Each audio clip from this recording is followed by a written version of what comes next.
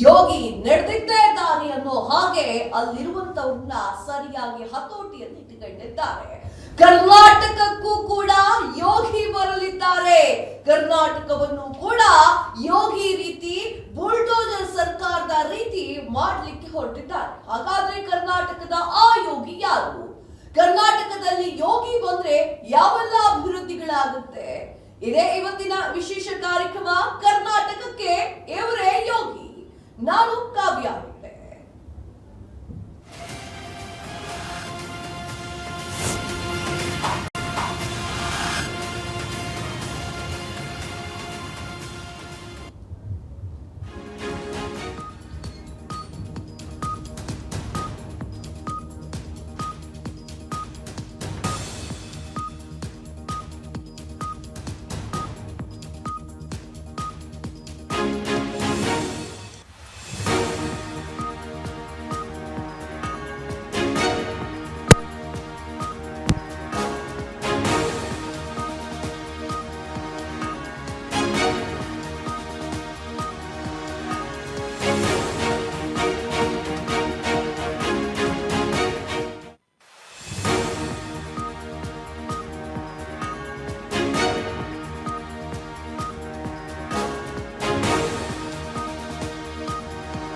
ಇದು speed news mega exclusive stock. ಇದು ರಾಜ್ಯದ ಪ್ರಭಾವಿ ಸ್ವಾಮೀಜಿಗೆ ಸಂಬಂಧಪಟ್ಟಿರುವಂತಹ ಸುದ್ದಿ. ಆ ಸ್ವಾಮೀಜಿ ಏನಾದ್ರೂ ಬಂದೆ ಉಳಿದವರೆಲ್ಲ ಫುಲ್ ಗಪ್. ಈ ಸುದ್ದಿ ಸ್ಫೋಟಿಸೋಕು 56 ಇಂಚಿನ ಎದೆ ಬೇಕಂಡ್ರಿ. ಆ ಪ್ರಭಾವಿ ಸ್ವಾಮೀಜಿ ಯಾರು ಗೊತ್ತಾ? ಅವರ ಎಂಟ್ರಿ ಯಾರಿಗೆ ಲಾಭ ತಂದ್ಕೊಡುತ್ತೆ ಗೊತ್ತಾ? ಎಲ್ಲೂ ಸಿಗದಂತಹ ಮೆಗಾ ಎಕ್ಸ್ಕ್ಲೂಸಿವ್ ನ್ಯೂಸ್ ನಿಮ್ಮ ಸ್ಪೀಡ್ ನ್ಯೂಸ್ ನಲ್ಲಿ. ಎಸ್ ವೀಕ್ಷಕರೇ, ನೀವು ಕೂಡ ಬೆಚ್ಚಿ ಬೀಳ್ತೀರಾ ಅಂತದ್ದೊಂದು ಸ್ಟೋರಿಯನ್ನ ನಿಮ್ಮ ಮುಂದೆ ತೆಗೆದುಕೊಂಡು ಬಂದಿದ್ದೇನೆ. ಯೋಗಿ ಸರ್ಕಾರದ ಬಗ್ಗೆ ನಾನು ಹೇಳಬೇಕು ಅಂತಿಲ್ಲ. ಉತ್ತರ ಪ್ರದೇಶದಲ್ಲಿ ಯೋಗಿ ಸರ್ಕಾರ ಯಾವ ರೀತಿಗಿದೆ ಅಂತಂದ್ರೆ ಯೋಗಿಯನ್ನ ದಾಟಿ ಯಾರು ಕೂಡ ಹೋಗ್ಲಿಕ್ಕೆ ಸಾಧ್ಯ ಇಲ್ಲ. ದುಬೈನಲ್ಲಿ ಹೇಗೆ ಒಂದಿಷ್ಟು ಕಾನೂನುಗಳನ್ನು ತೆಗೆದುಕೊಂಡು ಬಂದಿದ್ದಾರೋ ಅದೇ ರೀತಿಯಲ್ಲಿ ಉತ್ತರ ಪ್ರದೇಶದಲ್ಲೂ ಕೂಡ ಸಾಕಷ್ಟು ವಿಚಾರಗಳನ್ನ ತೆಗೆದುಕೊಂಡು ಬಂದಿರುವಂತಹ ಯೋಗಿ ತರದ್ದೇ ಅಧಿಕಾರವನ್ನ ಕರ್ನಾಟಕದಲ್ಲಿ ಸ್ಥಾಪನೆ ಮಾಡಲಿಕ್ಕೆ ಇವರು ಥಿಂಕ್ ಮಾಡಿಕೊಂಡಿದ್ದಾರೆ. ಕರ್ನಾಟಕಕ್ಕೆ ಹೊಸ ಯೋಗಿ ಬರ್ತಾ ಇದ್ದಾರೆ.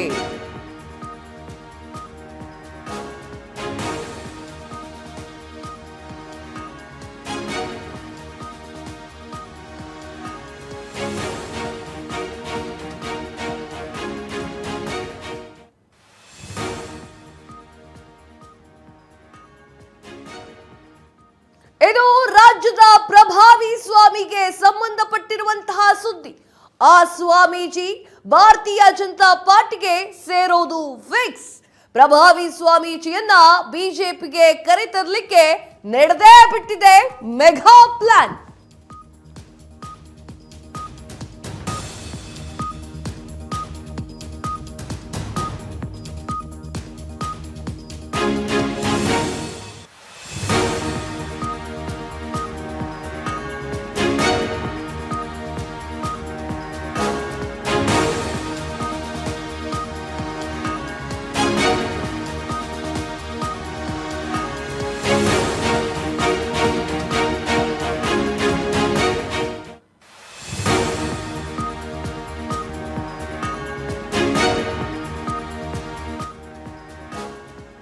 ಇದು ರಾಜ್ಯದ ಪ್ರಭಾವಿ ಸ್ವಾಮೀಜಿಗೆ ಸಂಬಂಧಪಟ್ಟಿರುವಂತಹ ಮೆಗಾ ಸ್ಟೋರ್. ಆ ಸ್ವಾಮೀಜಿ ಭಾರತೀಯ ಜನತಾ ಪಾರ್ಟಿಗೆ ಸೇರೋದು ಫಿಕ್ಸ್.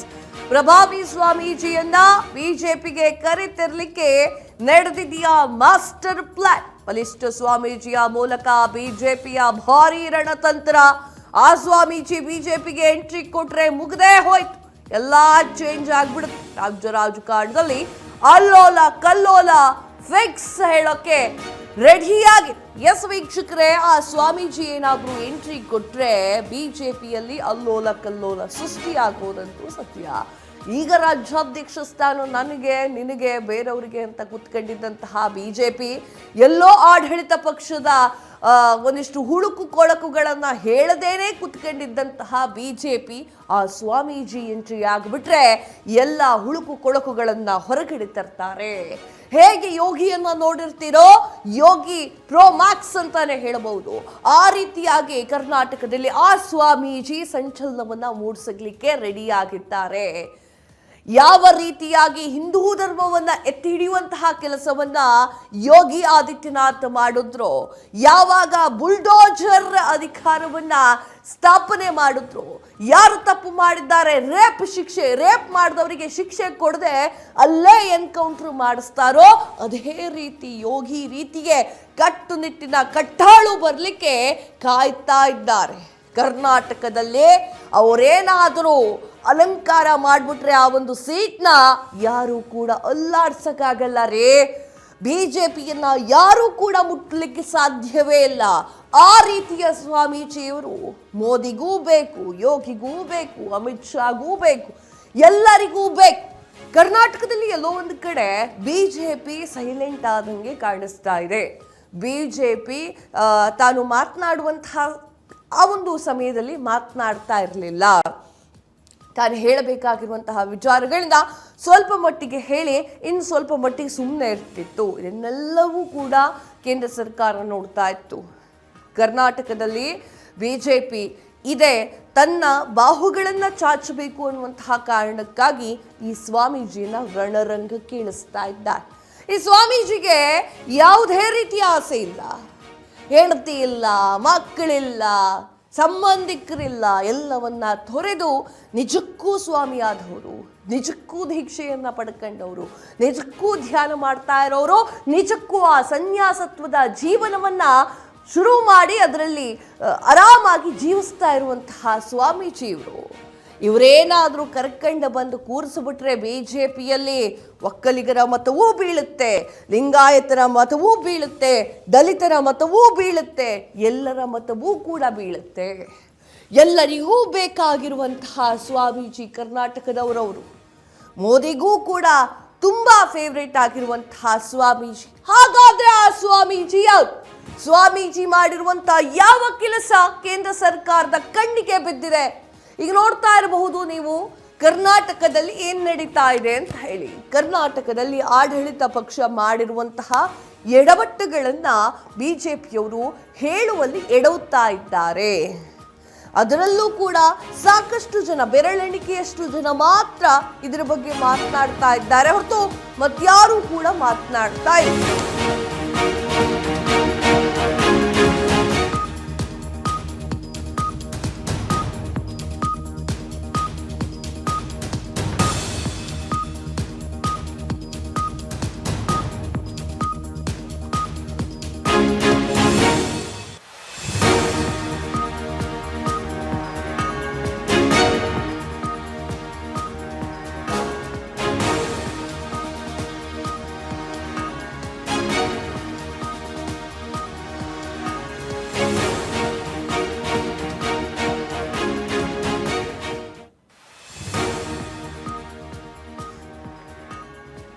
ಕರ್ನಾಟಕಕ್ಕೆ ಸಿಕ್ಕೇ ಬಿಟ್ರು ಮತ್ತೊಂದು ಯೋಗಿ ಆದಿತ್ಯನಾಥ್.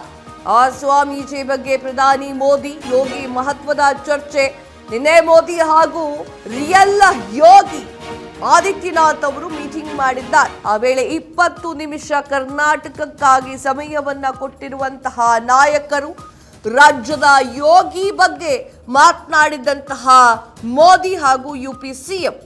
ಪ್ರಬಲ ಸ್ವಾಮೀಜಿಯನ್ನ ಕರೆತರಲಿಕ್ಕೆ ಯೋಗಿ ಹಾಗೂ ಮೋದಿ ಈಗ ಪ್ಲಾನ್ ಮಾಡಿಕೊಂಡಿದ್ದಾರೆ. ಆ ಸ್ವಾಮೀಜಿ ಎಂಟ್ರಿ ರಾಜ್ಯ ರಾಜಕೀಯ ವಲಯದಲ್ಲಿ ಅಲ್ಲೋಲ ಕಲ್ಲೋಲವನ್ನ ಸೃಷ್ಟಿ ಮಾಡೋದಂತೂ ಫಿಕ್ಸ್. ಎಸ್ ವೀಕ್ಷಕರೇ, ಕರ್ನಾಟಕಕ್ಕೆ ಅಂತ ಹೇಳಿ ನಿನ್ನೆ ಮೀಟಿಂಗ್ ಮಾಡಲಾಯಿತು. ಆ ಒಂದು ಮೀಟಿಂಗ್ ನಲ್ಲಿ 20 ನಿಮಿಷಗಳ ಕಾಲ ಯೋಗಿ ಆದಿತ್ಯನಾಥ್ ಅವರು ಹಾಗೂ ನರೇಂದ್ರ ಮೋದಿ ಅವರು ಸಮಯವನ್ನ ಮೀಸಲಿಡ್ತಾರೆ. ಕರ್ನಾಟಕದಲ್ಲಿ ಈಗ ಯಾರೂ ಕೂಡ ಅಷ್ಟು ಗಡಸಾಗಿ ತೆಗೆದುಕೊಳ್ತಾ ಇಲ್ಲ. ಯಡಿಯೂರಪ್ಪ ಅವರು ಆ ಒಂದು ಸ್ಥಾನದಲ್ಲಿದ್ರು, ಯಡಿಯೂರಪ್ಪ ಆಗು ಹೋಗುಗಳ ಬಗ್ಗೆ ಚರ್ಚೆ ಮಾಡ್ತಾ ಇದ್ರು. ಯಡಿಯೂರಪ್ಪ ಅವರು ಕಟ್ಟು ನಿಲ್ಲಿಸಿದಂತಹ ಬಿಜೆಪಿ ರೇ ಇದು. ಕರ್ನಾಟಕದಲ್ಲಿ ಯಡಿಯೂರಪ್ಪ ಅವರು ಕಟ್ಟು ನಿಲ್ಲಿಸಿದ್ದಾರೆ. ಈ ಹಿಂದೆ ಕರ್ನಾಟಕದಲ್ಲಿ ಬಿಜೆಪಿ ಅಷ್ಟೊಂದು ಪ್ರಬಲವನ್ನ ಹೊಂದಿರಲಿಲ್ಲ. ಆಗ ಯಡಿಯೂರಪ್ಪ ಆಗಿರ್ಬೋದು, ತುಂಬ ಜನ, ಇನ್ನು ಈಶ್ವರಪ್ಪ ಅವರಾಗಿರ್ಬೋದು, ಎಲ್ಲರೂ ಸೇರ್ಕೊಂಡು ಕಟ್ಟು ಬೆಳೆಸಿರುವಂತಹ ಬಿಜೆಪಿ. ಆ ಬಿಜೆಪಿಯನ್ನ ಈಗ ಯಾರೂ ಕೂಡ ಅಷ್ಟು ಸರಿಯಾಗಿ ಮುನ್ನಡೆಸ್ಕೊಂಡು ಹೋಗ್ತಾ ಇಲ್ಲ. ಆ ನಿಟ್ಟಿನಲ್ಲಿ ಕೇಂದ್ರಕ್ಕೆ ಸ್ವಲ್ಪ ತಲೆಬಿಸಿ ಆಗ್ತಾ ಇದೆ. ಈಗೇನ್ ನಡೀತಾ ಇದೆ ಕರ್ನಾಟಕದಲ್ಲಿ ಅಂದ್ರೆ, ರಾಜ್ಯಾಧ್ಯಕ್ಷ ಸ್ಥಾನಕ್ಕೆ ಇವ್ರು ಕೂಡಿಸ್ಬಿಟ್ರು, ಇವ್ರು ಬೇಡಾಗಿತ್ತು, ಮತ್ತೊಬ್ರು ಬೇಕಾಗಿತ್ತು ಅಂತ ಹೇಳಿ ಬಿಜೆಪಿಯಲ್ಲೇ ಎರಡು ಬಣ ಆಗಿದೆ.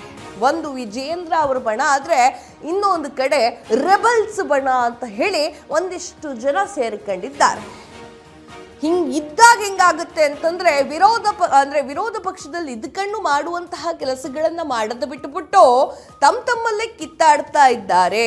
2028ಕ್ಕೆ ಎಲೆಕ್ಷನ್ ಬೇರೆ ಬಂತು. ಹಿಂಗೆ ಬಿಟ್ಕೊಂಡು ಕುತ್ಕೊಂಡ್ರೆ ಕರ್ನಾಟಕ ಬಿಜೆಪಿ ಗೆಲ್ಲಕ್ಕೆ ಸಾಧ್ಯ ಇಲ್ಲ. ಕಾಂಗ್ರೆಸ್ ಅವ್ರು ಬೇರೆ ಗ್ಯಾರಂಟಿ ಮೇಲೆ ನಿಂತಿದ್ದಾರೆ.